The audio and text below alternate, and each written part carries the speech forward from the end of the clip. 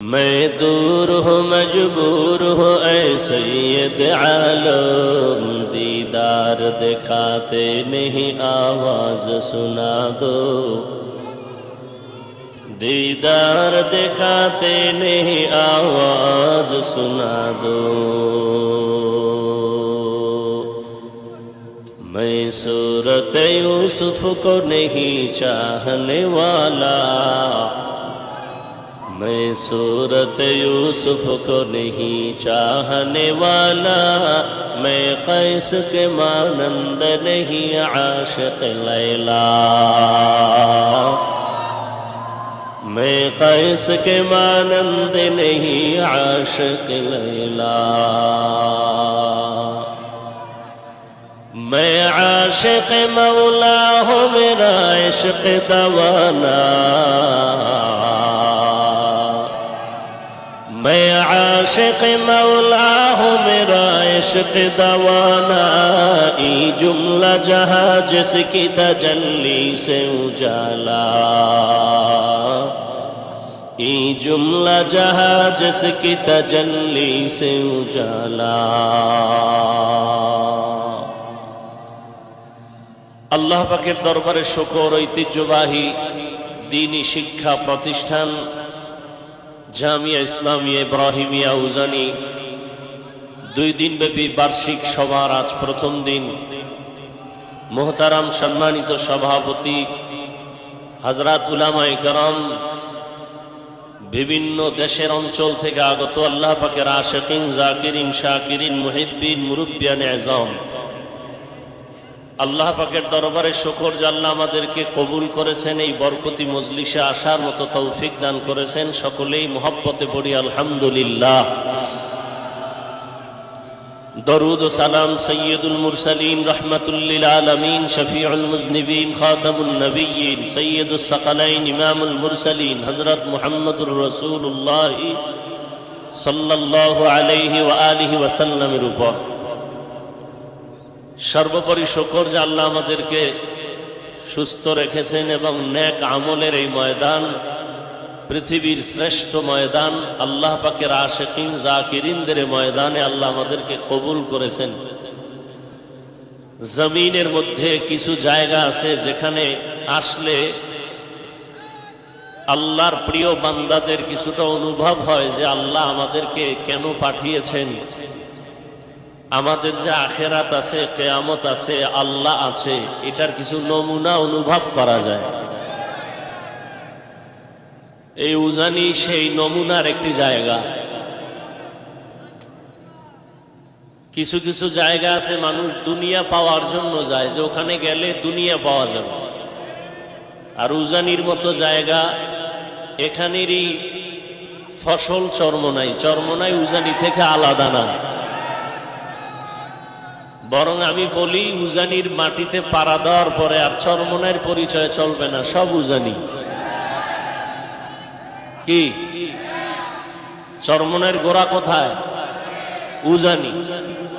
অতএব উজানি দাবি করাটা এটা আরো বরকত। উজানির এই বরকতি মজলিসে বসলে আর কোনো ভিন্ন পরিচয় নাই, সব উজানি। চরমনাই উজানি, উজানিও উজানি। এখানে আল্লাহ পাকের আশিকদের মিলন মেলা। আশিক হো বেরাদারে শাহেনশাহ দু আলম,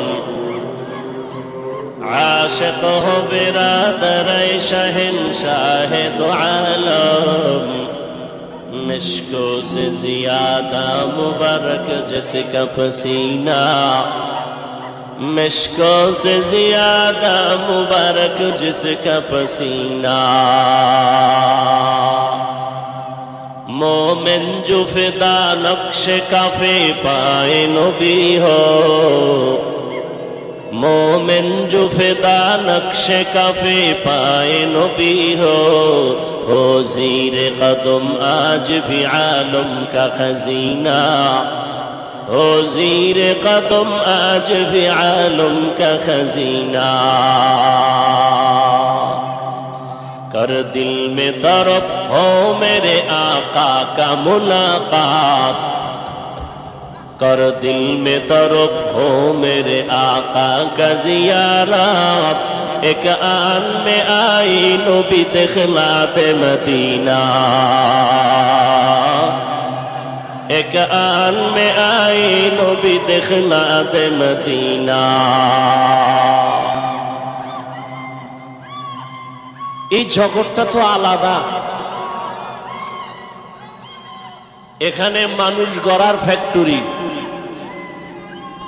মোবাইলে কথা বলতে বলতে যেমন ব্যাটারির চার্জ চলে যায় আবার চার্জ দেওয়া লাগে উজানির জায়গা চরমনাইয়ের ময়দান ওই নানুপুরের ময়দান এগুলো সব আমল ইমানের ব্যাটারি চার্জ দেওয়ার জায়গা এখানে বয়ান করতে আসি নাই আমলের ব্যাটারি চার্জ দিতে আসছি স্টেজে আসি বলে দাম না এই ময়দানে বহু আল্লাহর বান্দা আছেন যাদের নিসবত কলব আরশে মুআল্লার সাথে খোলা ওয়াল্লাযীনা জাহাদু ফীনা লানাহদিয়ান্নাহুম সুবুলানা والذين جاهدوا فينا لنهدينهم سبلنا وإن الله لمع المحسنين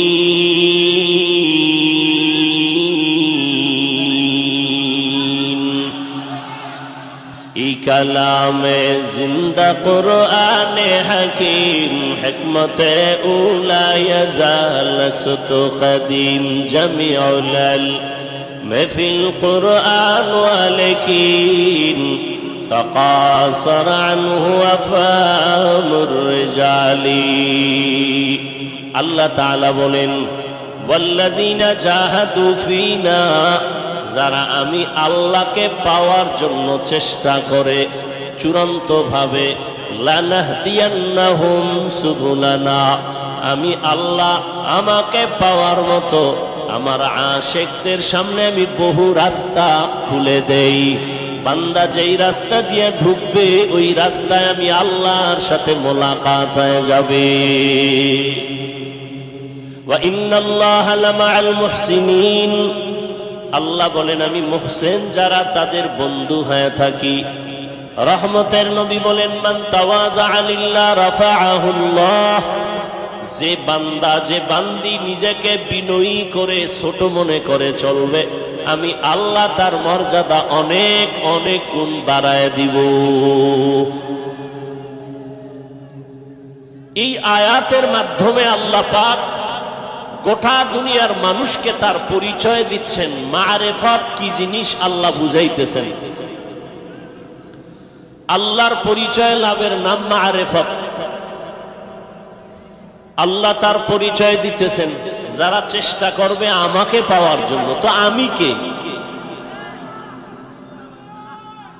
এত বয়ান এত বয়ান এত বয়ান 3 দিন 2 দিন 4 দিন আরো বেশি দাওয়াত ও তাবলীগের মেহনত পীর মাশায়েখের মেহনত উলামায়ে কেরামের মেহনত এরপরও মানুষ ইবাদত থেকে দূরত্ব গাফেল কেন কার ইবাদত করব তিনি কে তাকে চিনেই না আর যে যাকে চিনে না সে তাকে মানে না আর যে যাকে চিনে সে তাকে মানার মতো মানে বলে কেমন মানে বলে জীবন দিতে রেডি হয়ে যায় তো আল্লাহর ইবাদত যে করব আল্লাহকেই তো চিনি না একজনে আল্লাহর তালাশ করতে করতে এ তরিকার একজন মাশায়েখ হাজী ইমদাদুল্লাহ মুহাজির মক্কি রহমাতুল্লাহ আলাইহি রশিদ আহমদ গঙ্গুহি রহমাতুল্লাহ আলাইহি যার হাতে হাত দিয়েছেন তার হালাত এমন হয়েছিল কিতাব পড়তেছেন পড়তেছেন হঠাৎ করে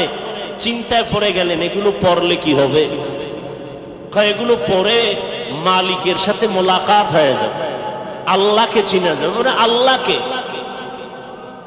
আল্লাহকে তারে দেখা যায় না তার ঘেরান নাই তার আওয়াজ নাই হিচে কাসবার মুলকে ও আম্বাজ নে কওলে ও রা লহনে নে আওয়াজ নে হিচে কাসবার मुल्के ऊ अंबाज ने कौले ऊरा लहने ने आवाज ने अल्लाह के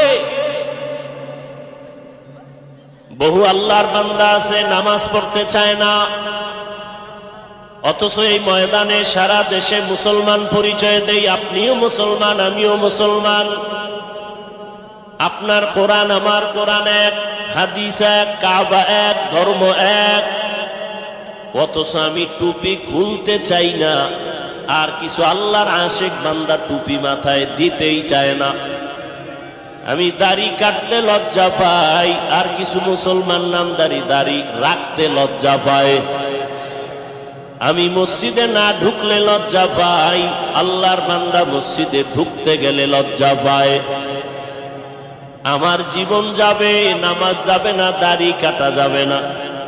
আর ওই বান্দারে এত বুঝানোর পরও নামাজ পড়তে চায় না, রোজা রাখতে চায় না, জিকির করতে চায় না।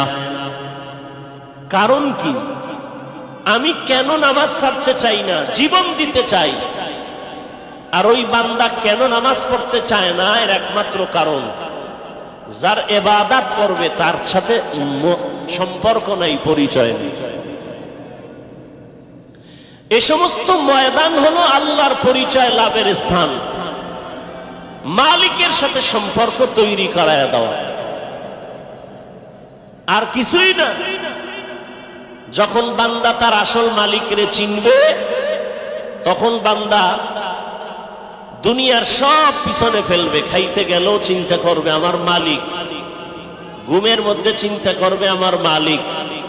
হালাতটা এমন হবে যে আল্লাহর পরিচয় লাভ যখন হয়ে যাবে, তখন বান্দা এই পরিচয় পাওয়ার জন্য 3টা ক্লাস করা লাগবে। কয়টা? প্রথম ক্লাসের নাম মুজাহাদা, দ্বিতীয় ক্লাসের নাম মুরাকাবা, চূড়ান্ত ক্লাসের নাম মুশাহাদা। চেষ্টা করা আল্লাহকে পাওয়ার জন্য, চেষ্টা করা। বলে চেষ্টা কেমনে? চেষ্টাটা করতে হলেও আবার 3টা গুণ লাগবে। প্রথম গুণ আদব। বেয়াদব হাজার চেষ্টা করলেও এই রাস্তা তয় করতে পারবে না। দ্বিতীয় গুণ হলো ধৈর্য। তৃতীয় গুণ হলো চোখের পানি, কান্নাওয়ালা তওবা। আল্লাহ পাওয়ার চেষ্টা করা বান্দার কাজ। আসায়ু মিন্নি ওয়াল ইতমামু মিনাল্লাহ। বান্দার কাজ চেষ্টা করা, পূরণ কে করবেন? আল্লাহ করবেন। আল্লাহ বলেন বান্দা তোমার কাজ হলো চেষ্টা করো, তুমি আগাও। বলে তোমার চেষ্টা কেমন? বান্দা যখন 1 বিঘা চেষ্টা করে সামনের দিকে আগায়, আমি আল্লাহর রহমত তার দিকে 1 হাত আগায় যায়। আর আমার আশিক বান্দা আমাকে পাওয়ার জন্য যখন 1 হাত অগ্রসর হয়, আমি আল্লাহর রহমত তাকে আগায় নেওয়ার জন্য 2 হাত আগায় যায়। বান্দা যখন হেঁটে হেঁটে আগায়, আমি আল্লাহর রহমত তার দিকে দৌড়াতে থাকি। এজন্য আল্লাহ বলেন, قل يا عبادي الذين اسرفوا على انفسهم لا تقنطوا من رحمة الله ان الله يغفر الذنوب جميعا انه هو الغفور الرحيم।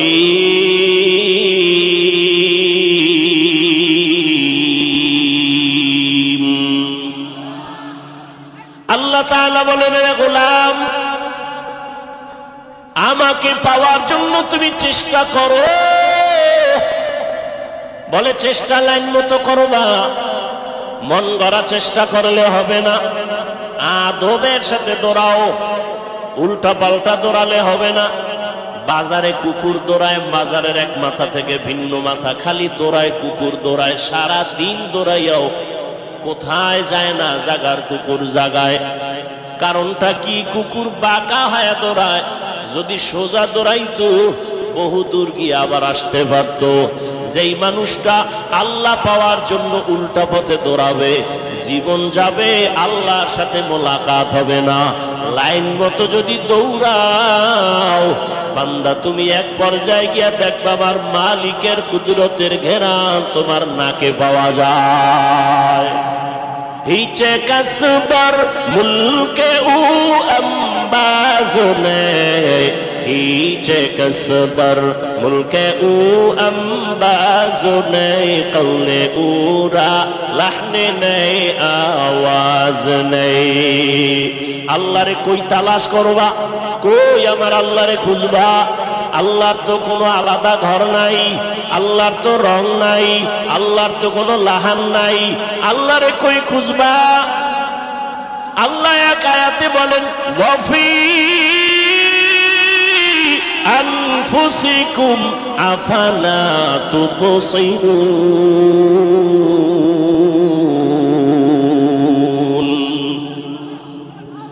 এরে বান্দা তুই আমারে তালাশ করার জন্য লন্ডন, আমেরিকা, রাশিয়া যাওয়া লাগবে না, নিজের মধ্যে তালাশ কর। নিজের নিয়ে ভাব, দেখ এই জবান দিয়া কথা বলো, এত সুন্দর চেহারা কে বানাইছেন? বান্দা যদি চিন্তা করো তালাশ করে পাইবা একজন মিস্ত্রি তার পেছনে আছে। এত সুন্দর কণ্ঠের আওয়াজ আমার বাবায় দেয় না, আমার মা দেয় নাই, কোনো ডাক্তার আমারে দেয় নাই।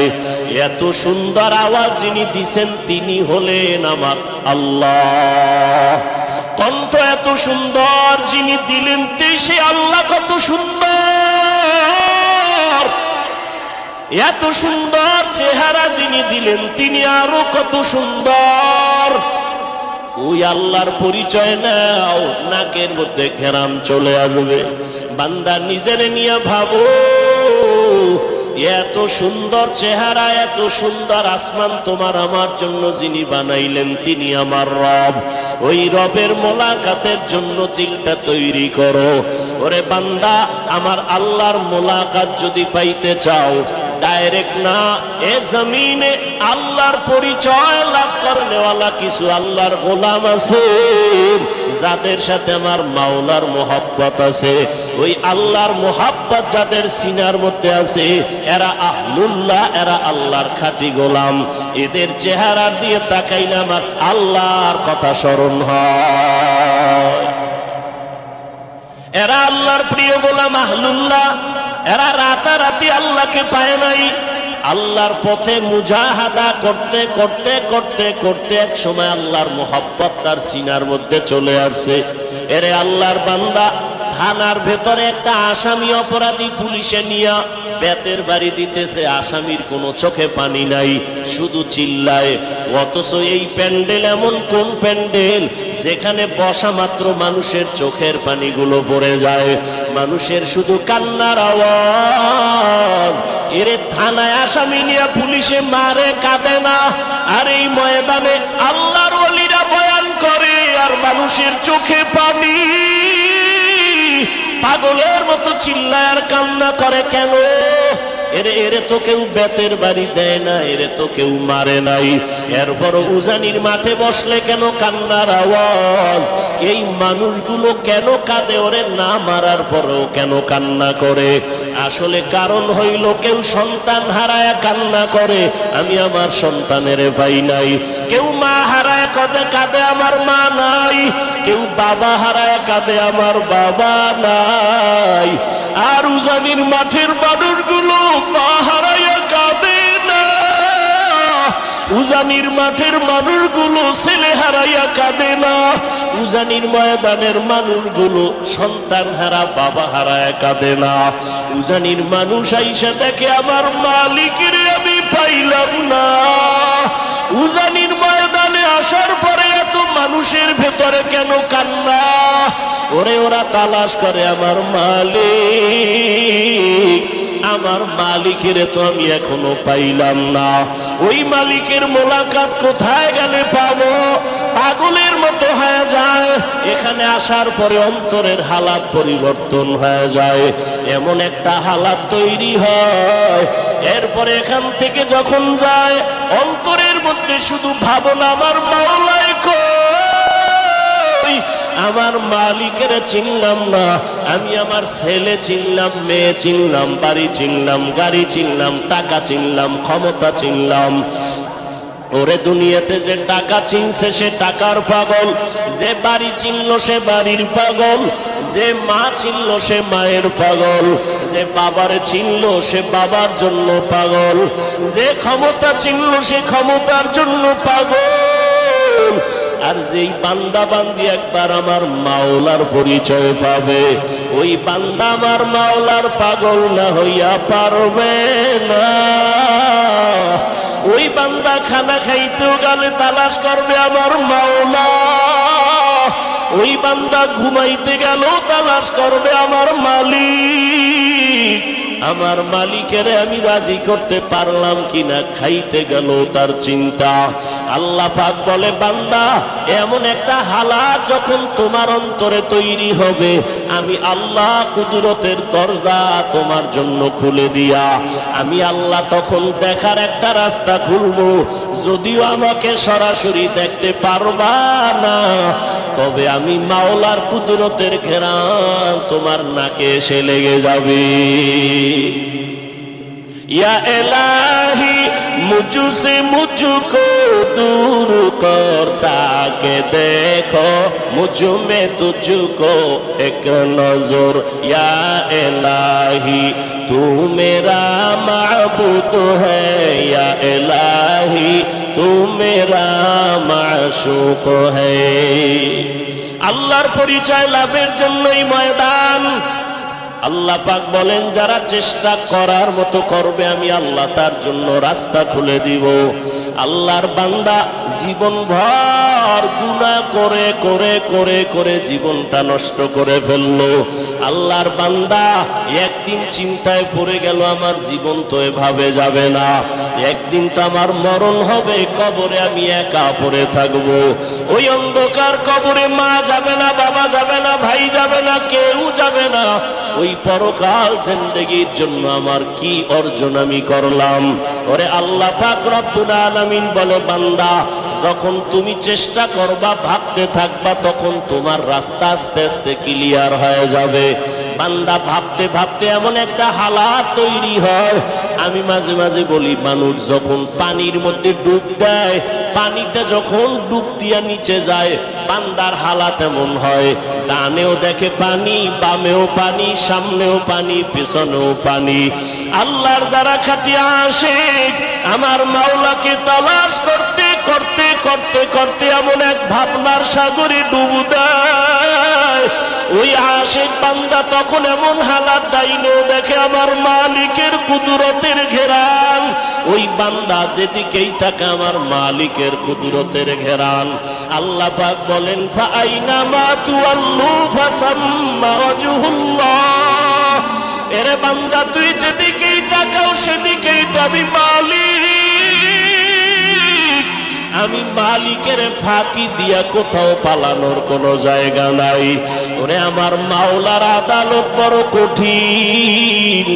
আমার মালিকের সাথে যদি পরিচয় নিয়ে কবরে যাও, ওই কবর তোমার জন্য জান্নাতের ফয়সালা হয়ে যাবে।